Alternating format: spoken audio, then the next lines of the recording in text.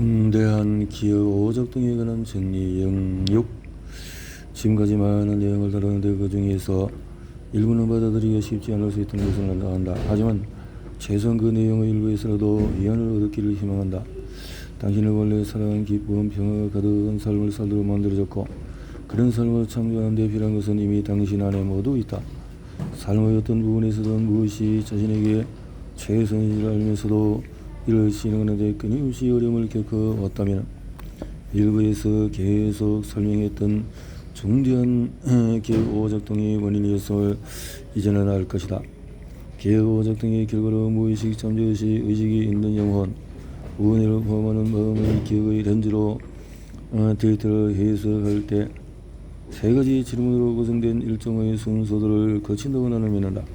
하지만 마음은 진실을 찾는 것이 아니라 기억이 진실에 대해서 내린 내면의 정의를 찾는 것이며 그런 정의는 진실이 아닐 가능성도 상당하다는 사실을 기억하자.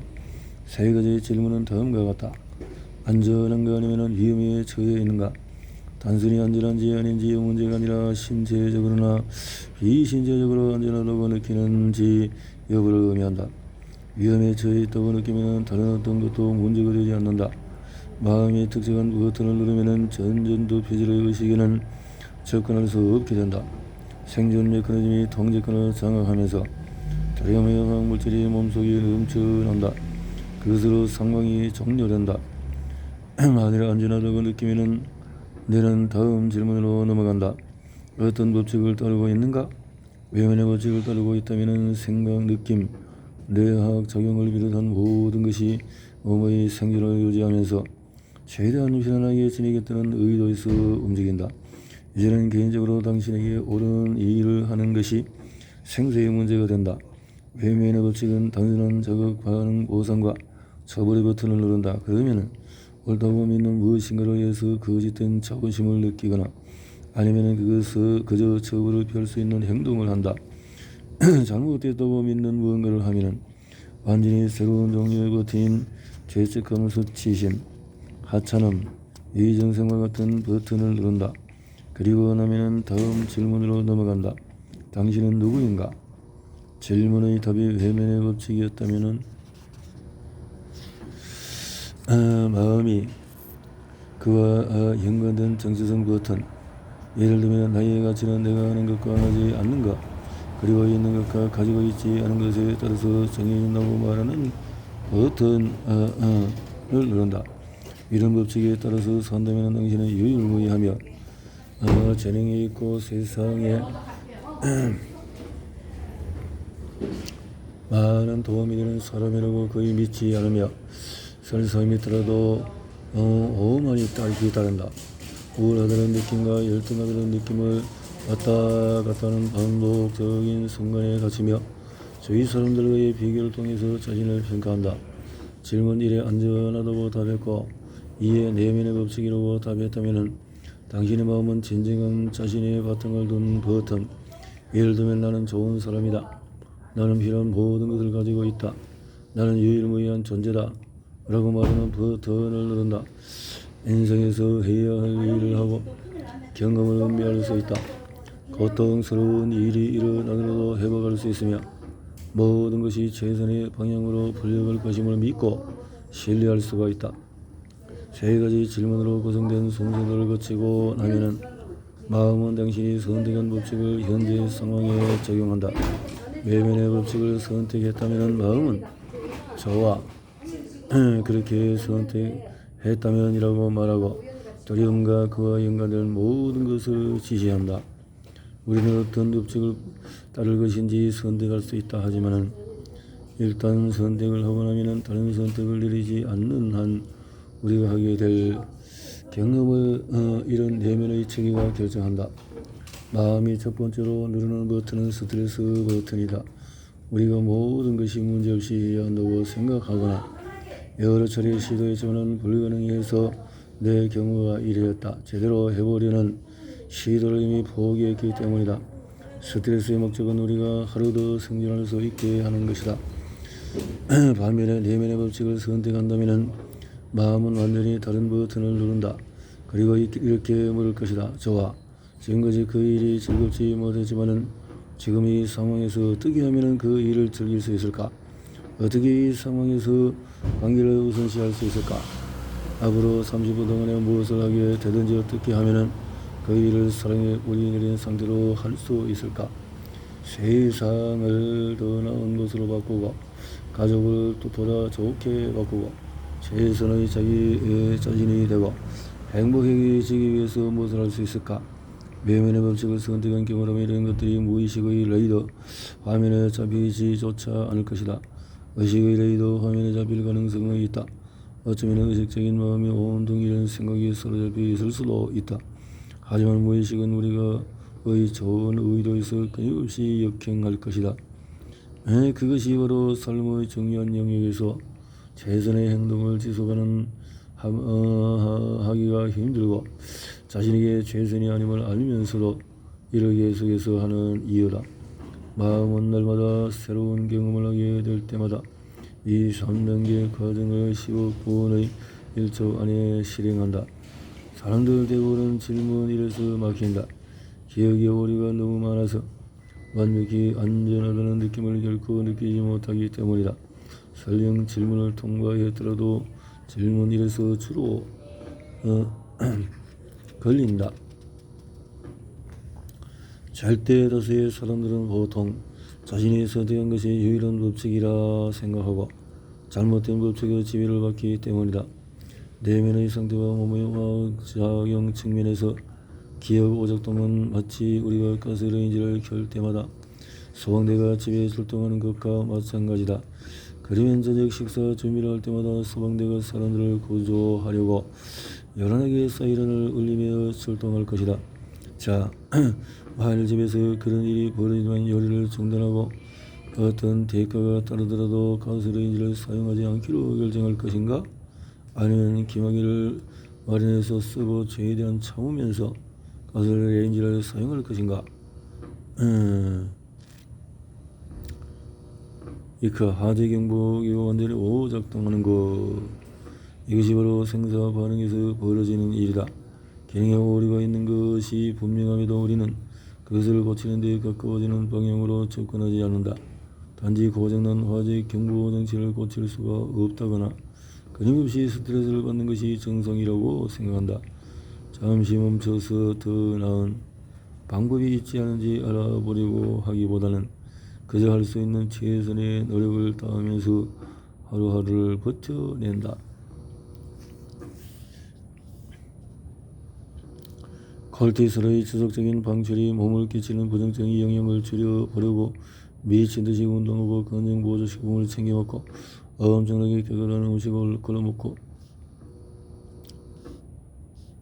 우리는 자신의 의미, 목적과 단절된 기분을 느낀다. 행동이 투쟁 도피 반응에 좌우되기 때문이다. 인간이 어떻게 살도록 만들어졌는지를 다시 생각해보자. 내면의 화재 경보는 진정한 위급 상황에서만 울리게 되어 있다.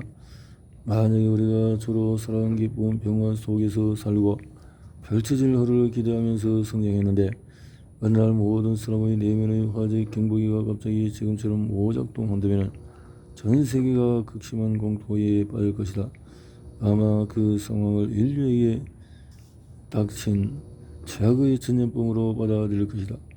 의식적인 마음과 양심이 무의식적인 긍정적인 조화를 이루고 거의 항상 긍정적인 행동이 저절로 흘러나오는 것이 어떤 기분이었는지를 모두가 기억할 것이기 때문이다.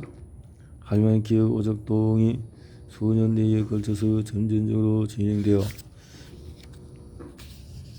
깨구리 긁듯이 어쩌다가 이렇게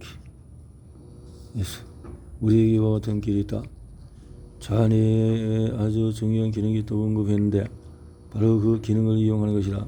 자네는 인생의 어느 시점이든 내면의 법칙을 따르기로 선택할 수 있게 해주는 가장 중요한 기능이 있다. 내면의 법칙을 선택하는 것은 인생에서 제일 중요한 선택이다. 이것을 얻으면 모든 것을 얻게 된다. 지금까지 어떻게 살아왔는지에 관계없이 우리에게는 선택권이 있다. 자신에게 이익이 되는 것은 선택할 수 있고 아니면 순식간에 좋은 기분이 드는 것을 우선시하며 고통, 쾌락, 최종 결과에 상관없이 사람을 구출하는 데 전념하기로 선택할 수 있다.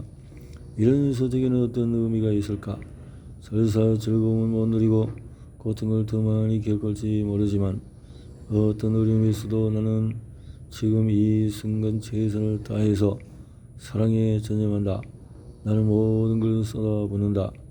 저저하는 마음도 만일을 위한 대비책도 안전망도 없다. 영원히 내가 원하는 것을 어떤 못어떤 상관없이 말이다. 로켓을 발사하기 전에는 준비가 아직 되는 의도적으로 방지하는 것을 방지하기 위해서 로켓을 안전장치로 점거한다. 그러다가 카운트다운이 시작되고 지상의 우주 비행 관제센터의 발사 시기가 0을 가리키면 계획대로 안전장치가 해체되고 로봇이 발사된다. 우리 생명도 로켓과 같다. 마음의 안전장치는 우리의 생명을 잠가서 보호한다. 생명은 의식적인 마음이 충분히 발달하기 위해서 내면의 법칙과 외면의 법칙 중에서 하나를 선택할 때까지 그런 안전장치에 잠겨야 한다. 지상에 있는 로켓에 안전하게 앉아있는 상태로 목숨을 잃을 위험은 없지만 시속 수천 마일의 속도로 상공을 돌진할 때는 죽을 수도 있다.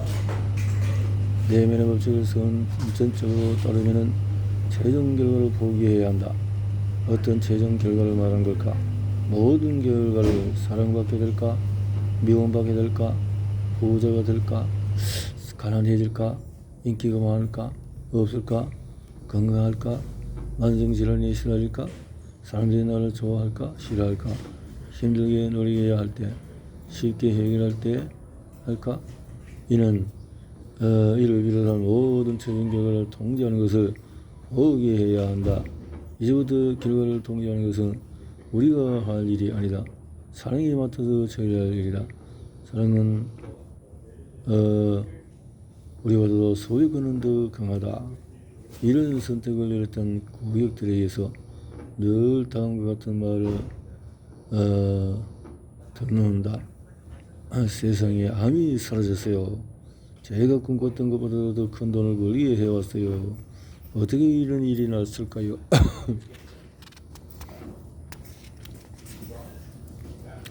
나는 개인적으로 우리 삶의 목적은 부름이 아니라 사랑을 선택하는 것이라고 믿는다. 그렇다. 사랑이다. 사랑. 마음은 우리가 무엇을 선택할지를 알아버리고 계속해서 우리를 지켜본다. 나는 마음이 상황을 이렇게 본다고 생각한다. 마음은 사랑의 에너지가 의식적인 노력보다도 수백만 배는 더 강하다는 것을 안다. 그렇기 때문에 사랑은 유일하게 육체의 생존보다도 중요하다. 무슨 일이 있어도 사랑을 우선시하겠다고 선택하기 전에는 죽음을 피하는 것만이 중요한 문제다. 생전에서 하루를 더 맞이해야 사랑을 선택할 기회를 한 번 더 얻을 수 있기 때문이다. 사랑을 선택하면 죽음은 가장 중요한 문제가 아니라 우체적인 문제가 된다. 바로 그때 모든 것이 바뀐다.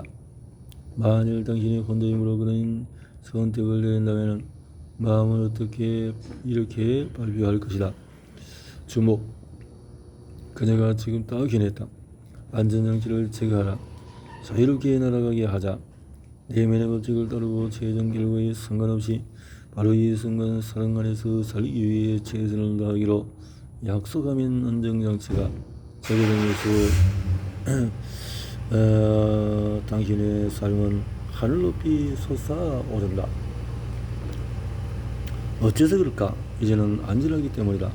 당신은 마침내 삶에 무엇이 가장 중요한지를 깨달았으며 당신의 삶을 얻었다. 당신은 삶을 얻었다. 내 경우 이런 식으로 그 사실을 경험하게 되었다. 아내 호프가 쫓아낸 뒤로 나는 완전히 상실감에 빠져서 신을 향해 이렇게 말했다. 이제는 당신이 계시는지조차 잘 모르겠습니다. 손에 넣을 수 있는 모든 종교 경전과 서적을 읽고 거기서 수십 년 동안 연구했던 사람들에게 물었다. 현자들을 찾아가서 끝없이 많은 질문을 쏟아냈다. 어느 때보다도 열심히 기도하고 명상했다. 그러다 보니 인생에서 가장 중요한 심오한 영적 관점의 전환이 일어났고 내용은 저서 러브 코드에서도 설명되었다. 그래서 조선에 가서 모든 서적을 보니 사랑의 정의가 무엇인지를 찾았다. 정교 지도자들, 내가 존경하는 사람들과 대화를 나누었고 심지어 아는 변호사와도 만났다. 결국에는 그 목소리 말이 옳다고 믿게 되었다. 돌이켜 보면은 아내가 나를 위해서 모든 것을 해주고 맞춰주는 동안에 나는 오로지 나를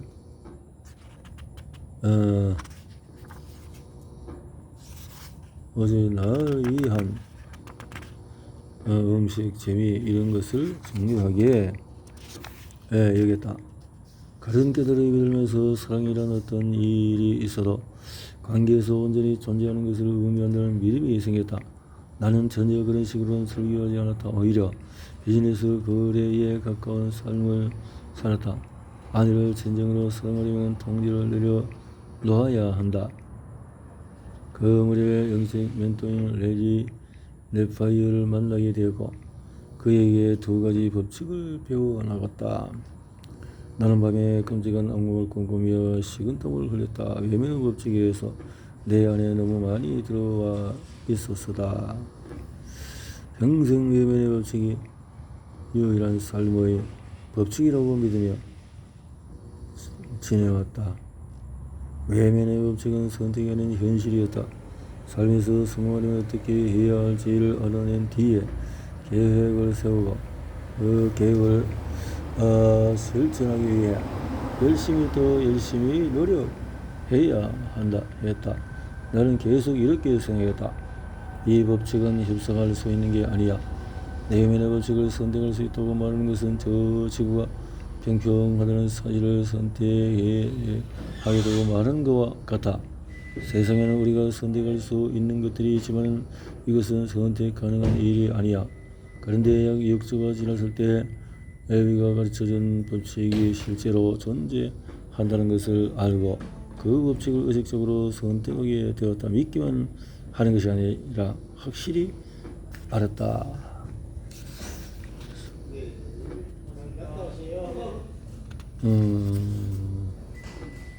변화. 그래서 이런 부분에서